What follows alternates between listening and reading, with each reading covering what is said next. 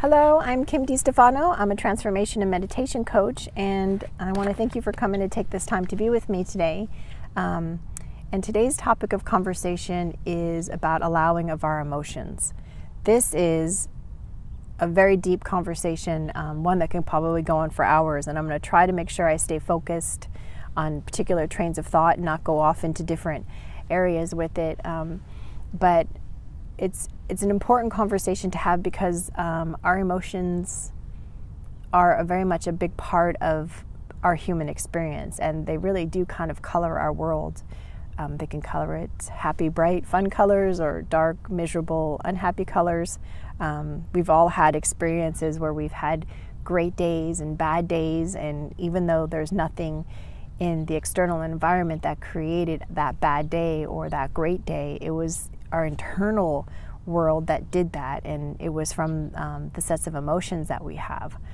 So there is value in allowing your emotions and understanding your emotions and getting in touch with them, because you then be able to have more control over them, and not the kind of control where you are oppressing them or suppressing them.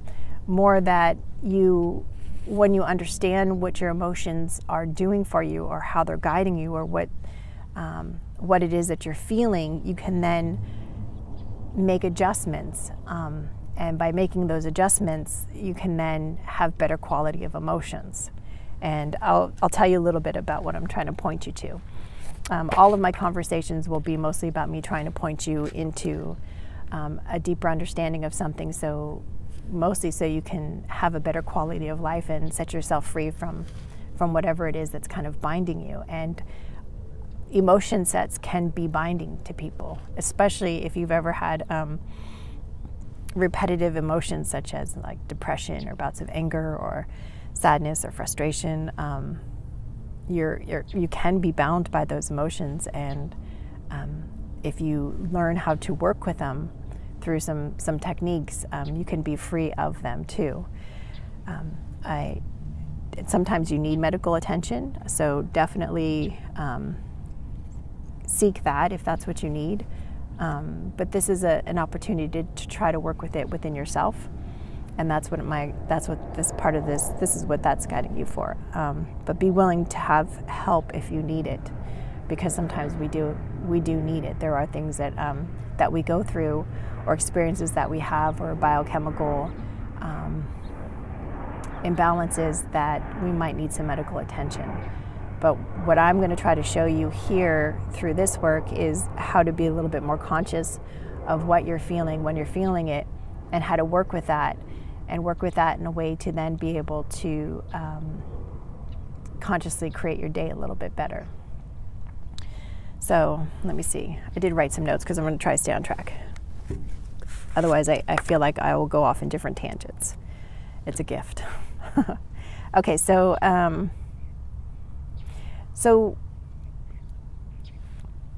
the value of what I'm trying to get to, the point that I'm trying to get to within myself, which when I get there, I'll be able to teach it much better because I'll be an example of that.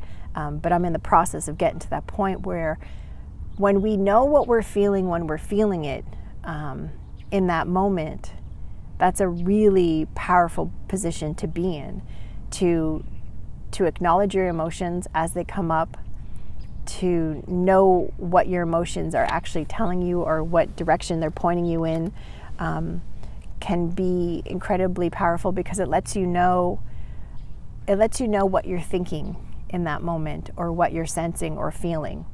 So if in the moment you have a sense and something doesn't feel right to you, if you have that kind of emotional awareness to then know exactly what that not feeling right is, you can then make it a moment-to-moment guidance on what to do about that.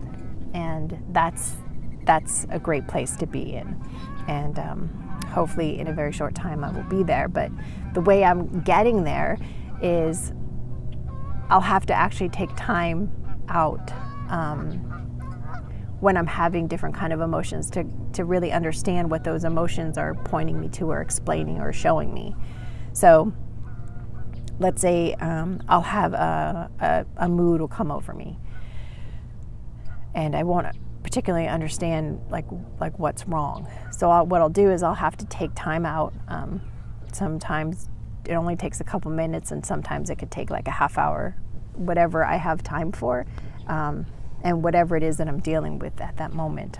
But I'll take the time, and the first part of what I'll do is I'll just sort of give the feeling and the emotion just sort of space. We are, especially in cities, we are surrounded by so many people, especially, and if you're energetically sensitive at all, like I am, I could pick up on things that don't even have anything to do with me, and that's part of the gift I have, but it's also me having to learn how to work with that, and be able to acknowledge, okay, I'm feeling something, and it's a possibility what I'm feeling isn't even mine. It could be a collective, it could be the neighbor, it could be something. So I'll have to sit and take a minute and just sort of breathe and give it space. And sometimes it actually is mine. In many cases it is. And it just needed an opportunity for me to relax and to let go. We have a tendency to store up our emotions and store up energy systems because we don't really have a way at sometimes to release it throughout the day or even throughout our lives. So if you've had patterns of thinking of whatever, any kind of a stress or frustration or hurt or an anger, and instead of being able to express it in the moment that you're having it, you kind of just push it down, you ignore it, you put it to the side, or whatever it is that you're doing with it. At some point it needs to be released, and sometimes you can just release it through breath and through meditation and just through a quiet moment, which is ideally the best way to do it, so you don't have to sit there and analyze everything. You really do have the ability just to relax and let go a lot of the stuff that we're carrying around. But if you can give yourself that little bit of space to give that a try, and after I've tried that, and if that part doesn't work, I might ask myself a question, a little bit more of a self-inquiry, like, okay, what is the thoughts that I'm having that are creating this feeling inside? And a way that I get them a lot of times will be journaling. I find that I get the best results from when I journal, when I ask the question, but you don't have to do it that way. Sometimes you have to just be still. Sometimes you might just have to talk out loud to yourself. If you're by yourself, it's fine. To talk out loud, to let yourself sort of express what it is that you're feeling inside. That can be really helpful. When we do that and we start to understand the thoughts that we're having that are creating that, we can then look at the thoughts and say, okay, is this thought something that's true or helpful or empowering or accurate? Is it an old thought process? Is it, and then you can start to look and analyze the thought a little bit and see if it's something, maybe it's a thought you need to honor. Maybe you're having a thought that's totally appropriate and the emotion's letting you know that something's not right and this is not something that you should be doing. And if you take the time out to sit with it, you can then acknowledge whatever that inner guidance is telling you. Or it might be a thought process that you have that has no relevance for this moment. It might have been a way you used to think, and it's an old pattern of thinking, and maybe that's come back.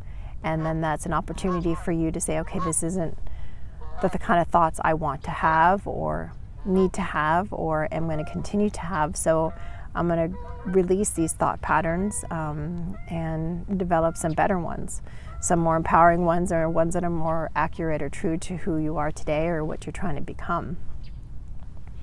Another thing I'll do, if I feel like that's not getting it, I'll have to go a little deeper and say, okay, who's the one that's having this mood? Like, what part of my personality is feeling this way? And to do that it's an interesting thing to try to talk to somebody about, because really, when you look at ourselves, there's so many different, we're multifaceted beings, really. I mean, there's so much to us. There's so many different aspects of our personality. And our personality is really devised of different sets of identities, different belief systems, different sets of experiences. Like who you are with your children isn't the same person that who you are with your boss or your bestie or whatever. There are different aspects of your personality. And then you've also probably noticed there's different aspects of your personality on other levels too, where you might be snappy or supportive and or grumpy and rude or loving and kind. These are aspects of you. And so when I stop and I say, okay, like who's the one that's having this mood? And I can usually point it to a part of my personality, like almost even sometimes at an identity level of who I think I am. And that's been a really great way. It's been part of my spiritual process, actually, because it's sort of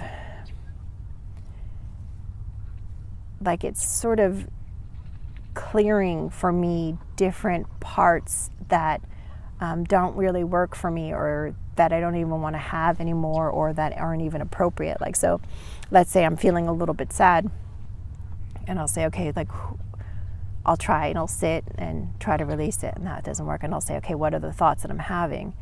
And sometimes I'll get the thoughts and I'm like, okay, who's the self that's having these thoughts? And I'll realize, okay, this is sort of the depressed self, something that was created when I was much younger, and I felt sad about things or depressed about things. And that's sort of a pattern that's still within me, or a personality that's within me. And I'm like, okay, so now I have this, I'm acknowledging that this is an aspect of myself. And then I can say, okay, is this a true aspect? Is this authentically who I am? Or is this just a creation from life experiences that now is sort of become an identity or a self? And most of the time, especially if the mood's not positive, it is an aspect of self that's been created. Sometimes we refer to that as ego, or the personality, or an aspects of the personality. And we're finding really that these aspects of personality are really just ideas and concepts and experiences and patterns that we have, that we actually have a lot more control over, that we can change. If you're grumpy a lot, you say, okay, well, that's just who I am. Actually, it's not really who you are. It's just a pattern that you've developed and a personality that you've cultivated, that exists within you, that you have the power to change. And this kind of allowing the emotions and doing some self-inquiry is a very powerful way to figure out what that is. So that's been a part of my spiritual practice, and it's been very, very helpful. It can be uncomfortable in the moments that you're doing it, because the emotions don't feel good. And especially when you're dealing with an identity like the depressed person, it's been around for a long time. It wants to continue to be around, and I'm over here trying to acknowledge that it exists, but then at the same time let it go, because that's really not who I am and not what I want to be, and definitely not how I want to experience the world at all at any points in the day. It's definitely not a dominant part of my personality, but it's a piece of it. And so that's why I was working with it, to try to let that piece go. And we can do that with anything. So the value of doing that, one, the value of allowing your emotions, you can clear these old emotions that you've been storing. When we don't express our emotions when we're having them, they tend to build up, they tend to stack on top of each other, and then we might have outbursts at strange times when we really don't mean to or don't intend to. Like if you have this kind of a weird stress that's going on at work, and you're building and building and building and building, and not finding healthy ways to acknowledge those emotions and release those emotions, you might snap at your children or at your neighbor, and these are people who didn't deserve it or shouldn't be experiencing that. But it's because it's that buildup and the accumulation of all these emotions and the energies that connected to the emotions that created that to happen. So the benefit of acknowledging them when they come up, or releasing them in regular intervals, is really healthy, because it frees you inside, and it frees up that space that was holding those emotions, so they don't continue to play out in different ways. Whatever we have in us that are suppressed, it does play out, whether we want it to or not, but it's there. Let's see. Oh, and another thing that it's good for when we start to acknowledge our emotions, because it is a great form of a guidance system. The emotion that we're having could be giving you senses of your intuition. If something's not feeling right and you can't put your finger on it, you might be sensing something that your mind doesn't have access to, but another part of your senses do, and is saying something's not right with this, and your emotions are like screaming out at you saying, okay, no. It's good to be able to learn how to acknowledge that. It can be tricky in this realm, because you want to be able to discern between a fear and an actual intuition and a knowing, but you can do that when you start to acknowledge, okay, first off, what is it you're feeling? And then you can sort of explore, okay, so let's say you meet somebody and something about him is making you frightful. And then you realize, oh gosh, you know what? He reminds me of this person I knew when I was 12, and that's the trigger that's playing out. And then you can kind of clear that trigger or heal that piece of you that's wounded in some way, and release that perception, and then you can interact with the person again and still see if what you're feeling is still there. If it's not there, then what you probably felt was a fear, and if it's still there, probably what you felt was an intuition. And the more you do this, the better you'll get with it. And let me see. Yeah, I think my strong guidance on this one is just to really allow your emotions if you can.